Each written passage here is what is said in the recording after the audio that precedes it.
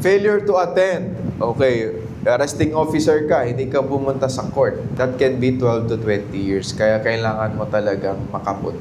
One of the most important doctrines or concepts you need to learn is the preservation of the corpus delicti or the body of the crime. Yung chain of custody.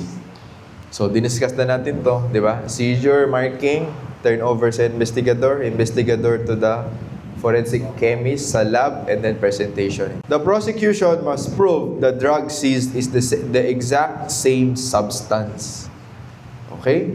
Kung ano yung nahuli, yun talaga yung yun pa rin. Yung ano yung mahuli, yun yung ipipresent sa court. Yung sample na lang.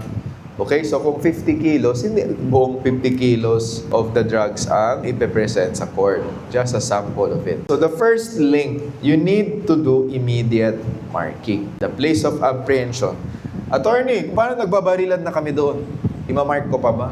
Eh kung mabaril ako. So hindi, pwede kang you can go to the nearest station if justified by safety. Okay?